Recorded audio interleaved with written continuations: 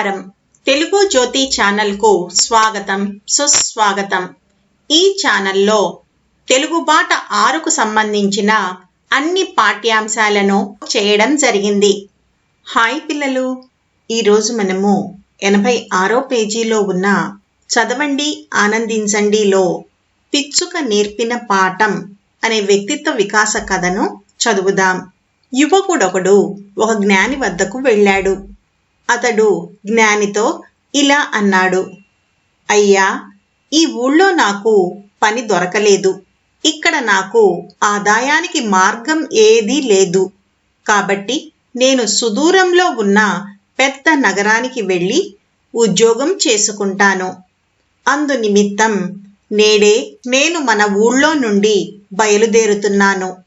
నేను వెళ్ళే నగరంలో నాకు ఒక మంచి ఉద్యోగం లభించి అక్కడ నేను జీవితంలో స్థిరపడాలని నన్ను ఆశీర్వదించండి. అలాగే ఆ యువకుణ్ణి జ్ఞాని మనసారా ఆశీర్వదించి పంపించాడు. అనగనగా ఒక ఊళ్ళో ఒక యువకుడు ఉన్నట్టమ్మా. ఆ యువకుడు ఒక జ్ఞాని వద్దకు వెళ్ళాట. వెళ్ళి, ఈ ఊళ్ళో నాకేమీ పని దొరకటం లేదు, ఇక్కడ నాకు ఆదాయం రావటం లేదు, కాబట్టి నేను దూరంగా ఉన్నటువంటి పెద్ద నగరానికి వెళ్ళి ఉద్యోగం చేసుకుంటాను. అందుకని ఈరోజే నేను ఈ ఊళ్ళో నుంచి బయలుదేరుతున్నాను. నేను వెళ్ళే నగరంలో నాకు మంచి ఉద్యోగం వచ్చి నేను జీవితంలో స్థిరపడేలాగా నన్ను ఆశీర్వదించండి అని ఆ జ్ఞానిని అడిగాట. వెంటనే ఆ జ్ఞాని అతనికి అంతా మంచి జరగాలని మనసారా ఆశీర్వదించి పంపించారట. కొన్ని రోజులు గడిచాక జ్ఞాని అదే ఊళ్ళో ఆ యువకుణ్ణి మళ్లీ చూసి ఆశ్చర్యపోయాడు. ఆ యువకుడి వద్దకు వెళ్ళి ఆ జ్ఞాని, నాయనా, నువ్వు ఇంకా ఆ నగరానికి బయలుదేరి వెళ్ళలేదా? నువ్వు నన్ను కలుసుకున్న రోజునే ఉద్యోగార్థం ఊరు విడిచి వెళుతున్నట్లు చెప్పావే అని అడిగాడు. అందుకు ఆ యువకుడు ఇలా జవాబిచ్చాడు: అయ్యా, నేను ఆ రోజునే అప్పుడే బయలుదేరాను. దారిలో నిర్మానుష్యమైన ఎడారి వంటి ప్రాంతం తారసపడ్డది. అక్కడున్న ఒక ఈత చెట్టు నీడన కాసేపు విశ్రాంతి కోసం కూర్చున్నాను. కొన్నాళ్ల తర్వాత ఏమైందిటమ్మా? ఆ యువకుడు ఆ జ్ఞాని కంట పడ్డాట. వెంటనే ఆ జ్ఞాని ఆశ్చర్యపోయి ఆ యువకుడి దగ్గరికి వెళ్ళి, ఏంటి, నువ్వు ఆ రోజునే నగరానికి వెళ్తానని చెప్పావు కదా, ఇంకా నువ్వు వెళ్ళలేదా అని అడిగాట. అప్పుడు ఆ యువకుడు ఏం చెప్పాటమ్మా?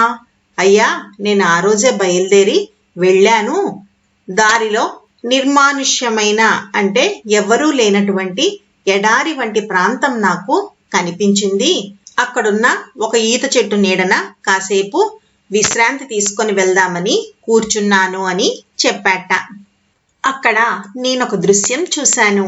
నేను కూర్చున్న చోటుకు కాస్త దూరంలో ఒక చెట్టు కింద కాలు విరిగిన ఒక పిచ్చుక ఆకలితోనూ అమిత బాధతోనూ నడవలేక తల్లడిల్లిపోతుండడం కంటపడింది. దాన్ని చూసి నేను, ఈ పిచ్చుక దానంతట అదే ఎగిరి వెళ్ళి ఆహారం వెతుక్కోవడానికి దారి లేదే, ఇది ఎలా బతకగలదు అని ఆలోచిస్తూ ఉండిపోయాను. ఇలా నా ఆలోచనలు సాగుతుండగా ఎక్కడ్నుంచో ఒక పిచ్చుక ఎగిరి వచ్చింది.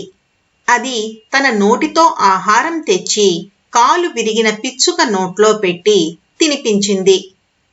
అది చూసి నేను, ఆహా, కాలు విరిగిన ఈ పిచ్చుకకు కూడా ఆహారం లభించడానికి భగవంతుడు ఒక ఏర్పాటు చేసి ఉంచాడే.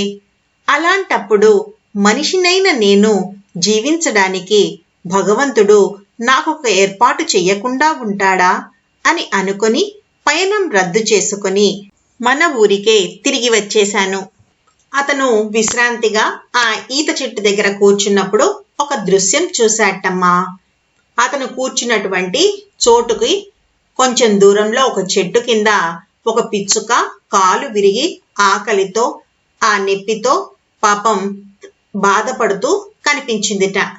దాన్ని చూసిన అతనేమనుకున్నాడు, పాపం ఈ పిచ్చుక దానంతటదే ఎగిరెళ్ళి ఆహారం వెతుక్కోలేదు కదా, ఎలా బతుకుతుంది ఇది అని ఆలోచించడం మొదలుపెట్టాట. అతను ఇలా ఆలోచిస్తున్నప్పుడే ఎక్కడి నుంచో ఒక పిచ్చుక ఏం చేసిందిట, ఆహారం నోటితో తీసుకొచ్చి ఈ పిచ్చుక నోట్లో ఆహారం పెట్టి తినిపించటం జరిగిందిట. అది చూసి ఏమనుకున్నాడు ఇతను, ఆహా, కాలు విరిగిన ఈ పిచ్చుకకు కూడా ఆహారం లభించడానికి భగవంతుడు ఒక ఏర్పాటు చేశాడు కదా, అలాగే మరి నేను మనిషిని కాబట్టి నేను జీవించడానికి కూడా భగవంతుడు ఏదో ఒక ఏర్పాటు చేసే ఉంటాడు అనుకుని తన ప్రయాణాన్ని ఆపేసుకొని తిరిగి ఊరికి వచ్చేశాట.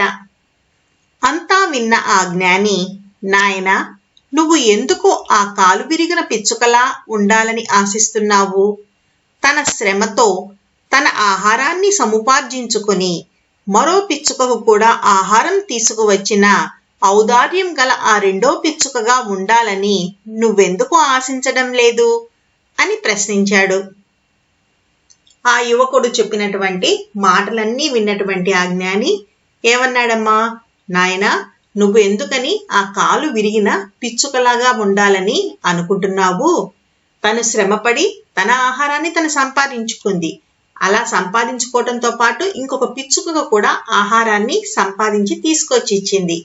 కాబట్టి ఆ రెండో పిచ్చుకలాగా నువ్వు ఎందుకు ఉండాలనుకోవటం లేదు అని ప్రశ్నించాట. ఆ మాటలకు యువకుడికి కనువిప్పు కలిగింది. ఇతరుల శ్రమతో జీవించాలి అనుకోవడం హీనాతిహీనం అని గ్రహించి కష్టపడి పనిచేయడం మొదలుపెట్టాడు. తన స్వకీయ శ్రమతో జీవిస్తూ ఇతరులకు కూడా సహాయపడాలని ఆశించాలి, ఆకాంక్షించాలి. అప్పుడే మనిషి జీవితానికి సార్థకత చేకూరుతుంది. ఆ జ్ఞాని మాటలు విన్నటువంటి యువకుడికి కనువిప్పు కలిగిందిటమ్మా. అంటే తను చేసిన తప్పేంటో తెలిసింది. వెంటనే అతను ఏమనుకున్నాడు, ఇతరుల శ్రమతో జీవించటం అనేది హీనాతిహీనం అని గ్రహించాడు. వెంటనే ఆ రోజు నుండి అతను కష్టపడి పనిచేయడం మొదలుపెట్టాడు. తన శ్రమతో జీవిస్తూ ఇతరులకి కూడా సహాయపడాలి, ఇతరుల యొక్క అభివృద్ధిని కూడా ఆకాంక్షించాలి అని నిర్ణయించుకున్నాడు. అప్పుడే మనిషి జీవితానికి నిజమైనటువంటి సార్థకత చేకూరుతుంది అని తెలుసుకున్నాడు. చూసారా పిల్లలు, ఈ కథ ఎంత బాగుందో? ఈ కథను మరొకసారి చక్కగా చదవండి. ఈ వీడియో మీకు నచ్చినట్టయితే లైక్, షేర్ మరియు సబ్స్క్రైబ్ చేయండి. కొత్త వీడియో నోటిఫికేషన్ కొరకు బెల్ ఐకాన్ను ట్యాప్ చేయండి.